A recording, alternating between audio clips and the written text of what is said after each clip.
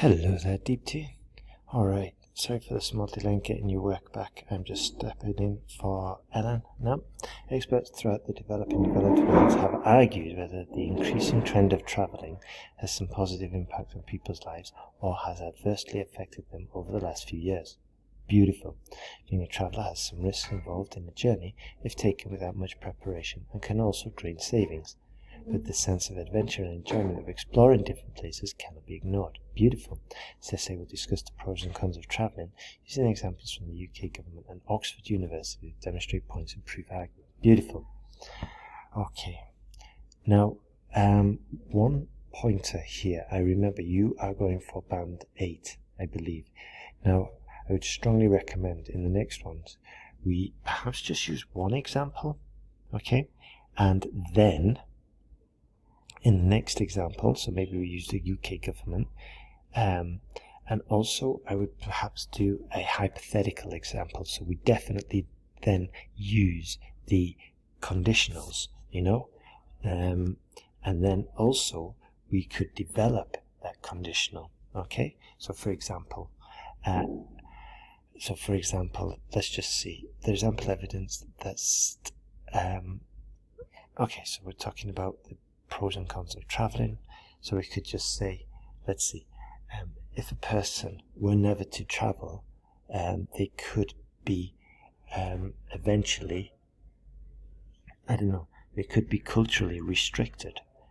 This would have negative impact in the workplace, for example, because they might not be able to get a promotion due to the lack of creativity. This could then have detrimental effects for the company. Okay, so what we did here, hypothetical, and then we developed it further using subjective language. Okay, and this is just sort of like a level further. Also, again, because we're going for a higher score, perhaps don't use the university examples, okay? Try to make it a little bit more general. This probably goes for the UK government one as well. Use more general ones, such as like countries such as the UK, yeah? Or countries such as Finland, yeah? And then also, again, if possible, try and just use these conditionals and hypothetical general arguments, okay? Except I don't have a framework yet for this, but when I do, I will send it over, okay? Being a traveller, okay, so yep, we've done this one. There is ample evidence that sudden interest in travelling is impacting people's savings, making them short-sighted. Be careful here. Short-sighted on its own means like you need to go and visit the opticians to get some glasses. Okay, short-sighted in regarding financial planning, yeah? It is seen that travellers are cutting down their savings. Okay, eventually now, yeah, there is a little bit of a connection here, but on its, I have to wait here, but I've already red flagged this error, so just keep that in mind, okay? It is seen that travellers are cutting down their savings. We don't say cutting down, they are rapidly spending their savings, yeah? Which should have been preserved for emergency situations. Okay, empirical research by the UK government showed that there is 27% more demand in loan applications for family emergencies despite high salaries of the applicants. Okay, so a little bit off topic here, I think. We're saying that there is demand because of family emergencies, but we haven't really made a connection or an explicit connection between savings, okay, and travelling. Okay, so we would have to say something like the sudden surge in interest in travelling often has negative implications for financial planning and preparation for emergent and potential costly emergencies. Okay, now with that kind of sentence, the next part of the paragraph makes more sense, you see. There's students who loan applicants for loan despite high salaries. In addition, travellers who set off for adventures impulsively might suffer untimely death. Okay, for instance, the increased number of deaths on Mount Everest is due to a huge number of mountaineers who did not get required training before climbing. Okay, so what is this paragraph about? The dangers or the financial thing? Which point here do we really want to develop? Just bear that in mind, okay? System of this line is that many people travel to different parts of the world that have drastic changes in climate. As a result, they experience extreme health issues, sometimes do not survive. Hence, it can be stated beyond doubt that traveling has some dire consequences. Fair enough, okay? So yeah, as I said, next time try and go for more hypothetical ones, conditionals, okay? And just try and develop those one or two hypothetical arguments rather than giving three different ideas and just generating one. Here we've got, I'd say maybe three ideas, and then the first one was slightly developed, but it wasn't developed that coherently in my honest opinion. Moving on. There are some shortcomings of travelling. I thought we'd just mentioned all of the shortcomings here. The learning which a person acquires after visiting a new places and meeting new people cannot be underestimated. Okay, sorry, though there are some shortcomings. Okay, that's fine, sorry. Experiencing new cultures and the environment helps people become more tolerant and worldly wise. That's not really a phrase. I'm more wise about the world. Play it safe, perhaps. They become more compassionate. We definitely need to hedge if we're going for Band-Aid. They often become more compassionate. Feel rejuvenated, which helps their mental well-being too. A recent study. Okay, so Deepti, if we're going for Band-Aid, we definitely don't want to be losing points on smaller mistakes like this. Okay, and as I said before, if we can make this a conditional argument, yeah? A recent study by Oxford University showed that frequent travellers are 45% more thoughtful and compassionate than the people who do not travel. Let's see. So, if a person were to travel more, it is often thought they would develop more thoughtful and compassionate qualities over the people that do not travel.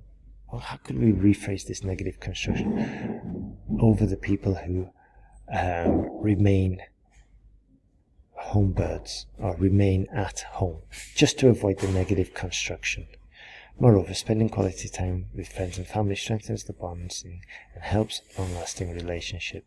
Again, so this would be a classic, a really appropriate example of developing the argument further, which you've done.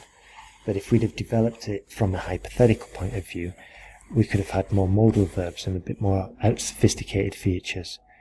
Okay, more of a saying would then consequently strengthen the bonding, or would then most likely, we've got a hedge as well, families who travel together often collect valuable memories to cherish for the rest of their years. They're more appropriate.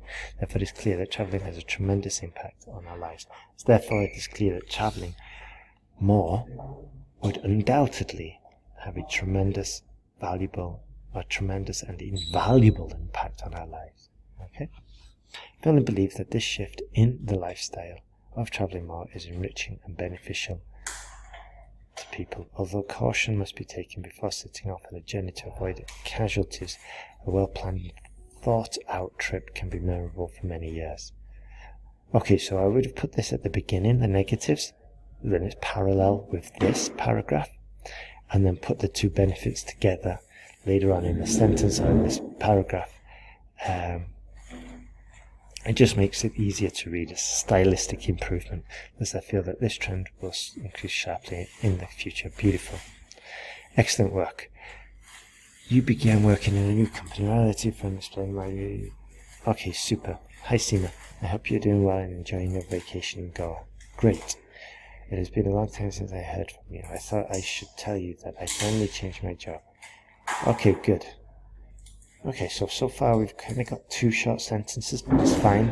I assume. Okay, so we've kind of got a lot of short sentences. Yeah? I know you can write long sentences, okay, so I'd probably just be aware sometimes too many short sentences can make the writing sound a bit choppy, which is like why I'm bringing it up. If it hadn't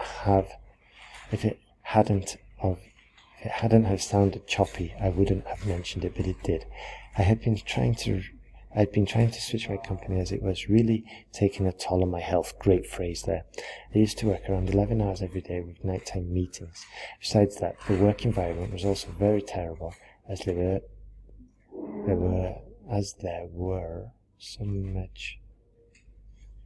was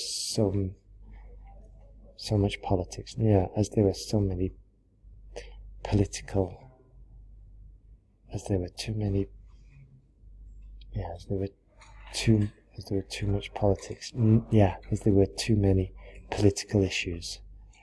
On many occasions, credits of my work were given to other team members who never worked on those tasks. I was working extremely hard, but not getting any appreciation or recognition. But, alright, I'm very happy to say that I feel good, really good at my current job. Yeah, Deepti, I know your essays, alright, and I know you've got better language, and very happy and good, really good, okay? So on the one hand, I know it's to a friend, but also doesn't mean that we can't show our friend our wonderful vocabulary.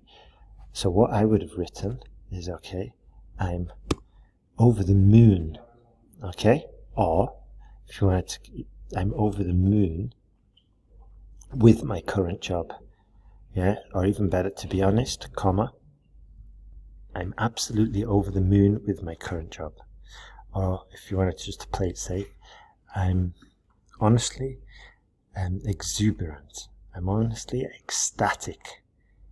And I feel tremendous at my new job. Okay, or my current job's fine. The work culture is amazing, and work is exponentially, it's overdoing it, and work is done way more systematically than previously. Okay, just a bit of redundancy than previously in my old job, maybe. But the thing I'm trying to say here is that done is, it's kind of like lower level, and as you know, we're going for band 8 here. As a result, there is far less politics in the workplace. I have flexibility in the working hours and never have to work more than 8 hours daily, okay, or a day. So I get enough time for working out and watching my favourite shows after work. There, I have the same role as developer. Working on new projects with relatives is fascinating. It's truly fascinating. I think it would be better. I believe it will help me grow in my career. So what could we say? What noun phrase could we say? I believe it will truly, honestly, deeply, I believe it will exponentially help my career growth. Currently I'm staying at a guest house, but soon we'll be shifting to a flat. I spend my weekends looking for apartments these days, so I have to move to Mumbai for this job. Don't have any friends at the moment, maybe. And sometimes it depresses me. I feel that over time it will get better when I make a few friends in this new city. I'd love to hear about what is going on in your life. Please do write to me what is new in your life. Okay, a bit of repetition here. And how are you enjoying your vacation? Please do tell me what's going on in your life. Okay, yeah. Give me some updates about your dog and your child. I'd love to know about how little Tommy is growing, or how the boys are doing, something like that. Okay, so other than that, pretty much covered it. Well done. Good work out, Deepti. Have a super day. Sorry for the delay. And keep moving forward.